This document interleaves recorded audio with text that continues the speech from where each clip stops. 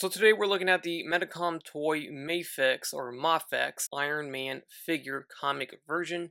This is a pack that comes included with a Proton Cannon just for the hell of it, because this doesn't make sense with this armor of Iron Man.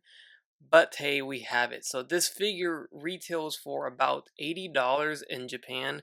And after shipping, if you choose the more expensive shipping, which is faster, like DHL, then it's gonna be like $110 out the door, which is pretty steep. So let's see if this thing is worth it or not. Here it is through the packaging. I love the packaging that Mafex does for their comic figures. Here is the side art image. There's the other side art image. And here is the back side showing the figure displayed in various poses. Man, does this figure look pretty, but boy do I have some gripes about it. So he comes in standing at just about 6.5 inches tall. He is packed full with accessories, lots of alternate hands, and 2 base and stands. That is mainly because one stand serves as a stand for the figure, and the other one serves as a stand and base for the Proton Cannon. He comes packed in with feet thrusters here that you can plug in at the bottom of his boot, of course, and 2 repulsor blast effects that you can plug into his hands. Now these are soft plastic, but they're a little harder than your usual Marvel Legends blast effect, and this is the perfect balance between softness and hardness on effects that I think the Hasbro Marvel Legends team should try to strive for, because it's soft, it's not going to hurt nobody, but it's just hard enough so that it doesn't warp in the package. He also does come with a pretty nice looking Tony Stark head sculpt right there. Nice paint apps on the hair and detail for the face. Looks pretty good to me. Then we have an alternate faceplate that has a pointy nose instead of a flat nose, so it's just slight subtle difference in the face design there. We get alternate feet, and the feet have these weird little wheels on the bottom of them. Honestly, guys, I don't even know what these are for. I looked at the instructions and they don't even promote or show these. So I really don't know. They don't even roll. So really, if somebody can help me out, what the heck are these for? If I look at the bottom of the feet of the figure, they're normal and they have peg holes there, which are meant for these that I just showed you guys. So you can plug this in here, and you can have him thrusting up, of course. But I'm really kind of drawn back here with these here. I don't know what these are for. Then we get an alternate set of hands, so the figure comes with a pair of fists, and here are just open regular hands. Then we have another set of open hands, but these have pegs on them so that you can plug in those repulsor blasts that I just showed you, just like this. And then we have these open flight hands that he can use while he's flying in the air. All the fingers are side by side. Then we have a set of grabby hands, a set of gripping hands which are meant for the Proton Cannon, and a set of regular open relaxed hands. Last but not least, we get this black plastic piece, and these are meant to replace his eyes. As you can see through the eye slits of his mask, you can see his actual eyeballs from within, showing that there is a human being inside. It looks pretty good. You could see the eyes and the skin tone there, but if you want to just have blackness, you can replace that, and this looks kind of weird, but once you take off the faceplate, this is what it looks like. And I'm literally sitting behind the camera spending 30 minutes trying to remove these eyes, and they are literally impossible to remove, and I don't want to scrape this paint, so unfortunately I cannot show you guys what it looks like with the black eyes.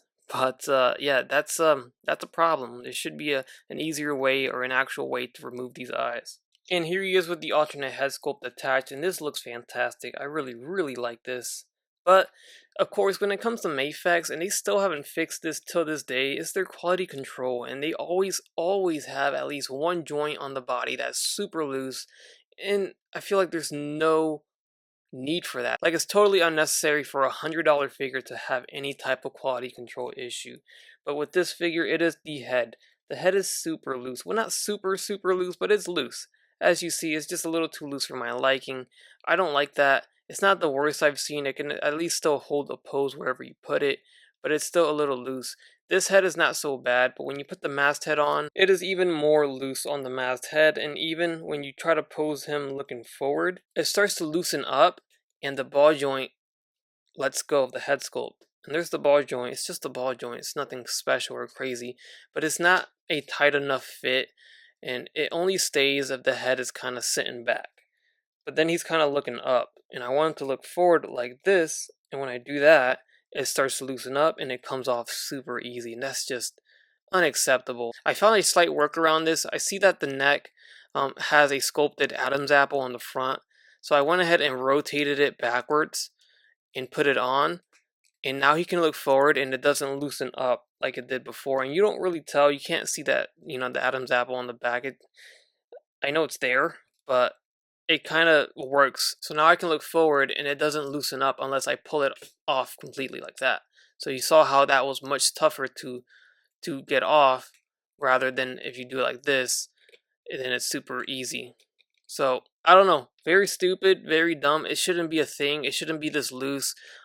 They should really fix this, because I remember my Wolverine had a loose bicep. The arm would constantly fall off as I articulated the figure, and with my Cyclops, I believe his leg was loose. I don't know. It's always something when it comes to Mafex, and it's so irritating. And here he is with the alternate faceplate. You can see the pointy nose right there, and the eye slits are slightly posed differently.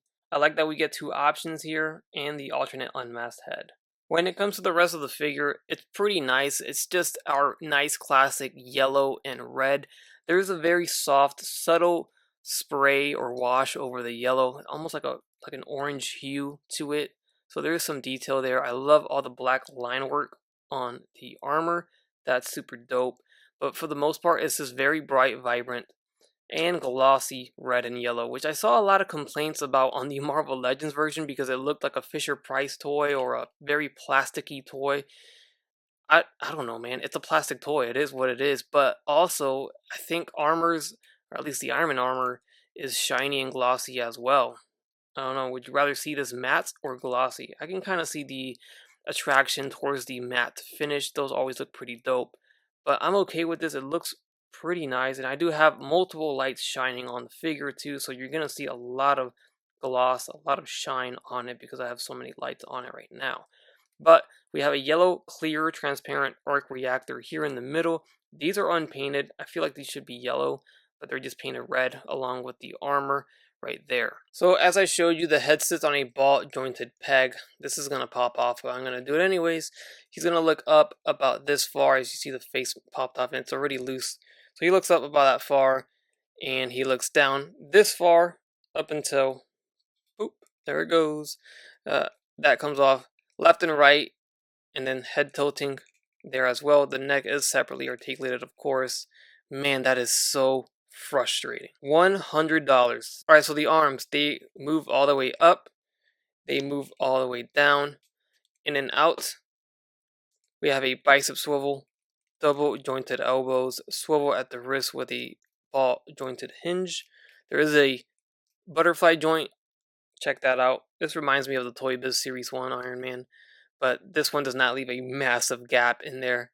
So that spreads all the way forward, you can see there. The torso sits on a diaphragm joint, so it goes all the way around, forward and back, tilt, swivel. There is a ball jointed waist, so it swivels and crunches forward and back and goes all the way around as well.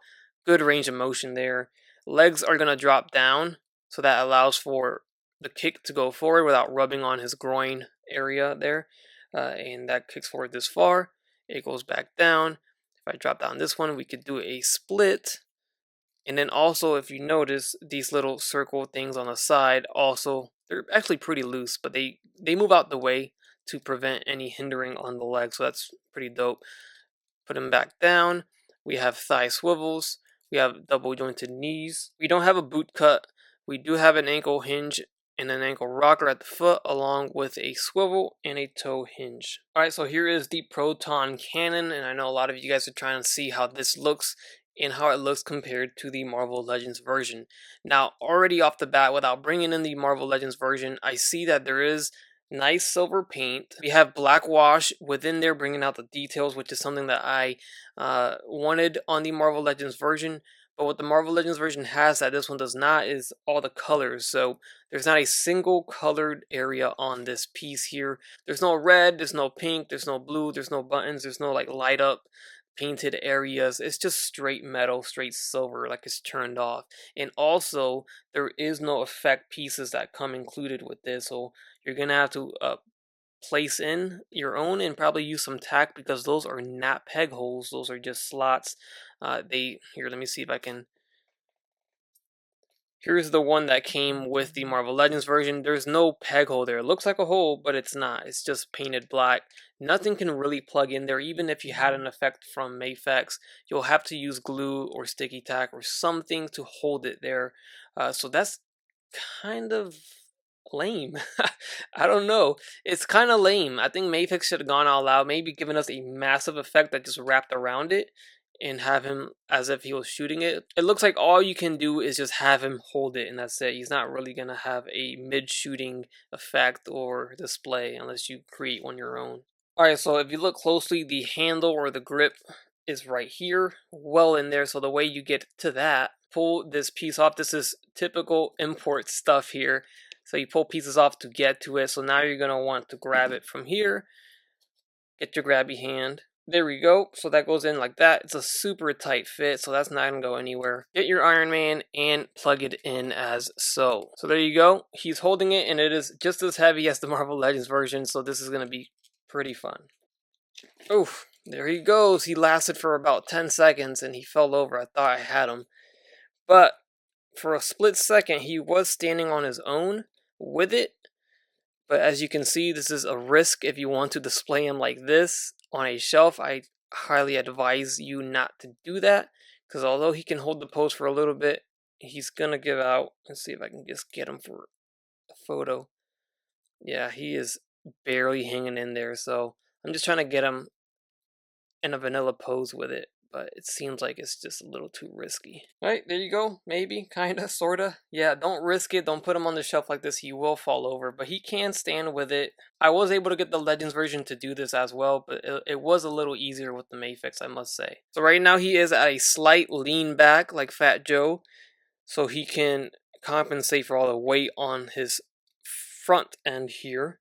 So obviously when you look at him from the side, it looks kind of weird, but I think you can accomplish it by photographing it from certain angles and it'll look pretty good. Alright, and here I have him balanced in a more action pose. Surprisingly, he is holding it on his own as well here. It's all about balance. So here it is next to the Marvel Legends version. You can see the big difference between these two. If I stand them up like this, you really see the height difference here. We got the Mafex just under 5 inches, and the Legends version is just at 7 inches. So a 2-inch difference between these two cannons, and you can see the details are also different. While the Legends version does not have that metallic silver paint or wash, it does have some of the painted in lights and buttons, as you can see there on the side, on the other side as well, and even on the front ends where you can see where the cannon or the effects would come out of. We have pink painted here, and we have some red around on these little pieces here, while on the Mafex version, it's just all gunmetal silver, no peg holes here, while the Legends version does allow you to peg in effects. So again, very different, and I'm actually interested to see what people think is better. Which one do you prefer? So here's the Legends version holding up the Mafex Proton Cannon, and he does do a better job in holding it without any trouble. So he can still fall over, he's still kind of barely holding it, but it's way more easier, very much more easier than it was on the Marvel Legends version of the Proton Cannon. So this is an option in case you wanted to just get him vanilla pose with the cannon up like this, but still, I still wouldn't risk it, you know? Also, the hand is very big, so the metal pieces around the handle is not plugged in all the way. It doesn't fit in all the way because of the size of the Marvel Legends hand. And real quickly, here's just another quick pose of the Mafex cannon with the Marvel Legends.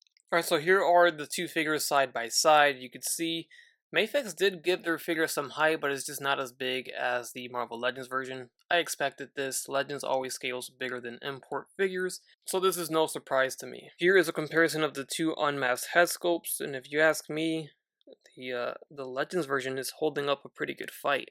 And here we have next to the Marvel Legends version that is based off of the same suit, and this is the one from the Mr. Hyde Shang-Chi Build-A-Figure wave. This one has a blue arc reactor with the blue lights on the sides here. And I don't know, man, these are two really good looking Iron Mans, and the price differences are pretty far apart. So for, at the time, I think this Iron Man was $22.99. That's a pretty good deal on this Iron Man. If you want a Iron Man in this specific suit, the Mr. Hyde one, which I think you can find it pretty cheap nowadays, is a pretty good value for this suit. And if that doesn't satisfy you, then maybe the Toy Biz 20th Anniversary Iron Man will. This is my favorite Iron Man in the collection, or one of them, I should say. I don't know, I'm having a tough time deciding who's the #1 favorite, but this is, again, similar to this suit here. Comes with a fantastic unmasked head sculpt that, honestly, I think it's better than the Mafex version. This is about $30, I think it was when I got it, $32.99. A little bit more expensive than your regular Marvel Legend, but if you're looking for this suit and something that does not cost you $80 to $100, then consider the Toy Biz 20th Anniversary version. Next to some other Mafex figures, here he is next to the Jean Grey, and here he is next to Gambit. Alright guys, so that's going to wrap things up on this Medicom toy Mafex Iron Man comic book version with the Proton Cannon. Look, I love this figure. I think it's one of the more nicer Iron Man figures out there, but it's hard to justify $100 for a figure that is with issues, and this figure should not have issues. And in my case, it's the loose head that I can't freaking stand, and also the fact that I can't even utilize all the features of this figure because I can't remove the eyeballs from the faceplate. I just feel like things like that should not be a thing. They should really work on a few things, especially starting with the looseness of joints that have been plaguing this line for many releases. If you can overlook that, and maybe it's just my particular figure, maybe I just have no luck when it comes to Mafex. Maybe your Iron Man has tight joints at the neck and the head does not pop off.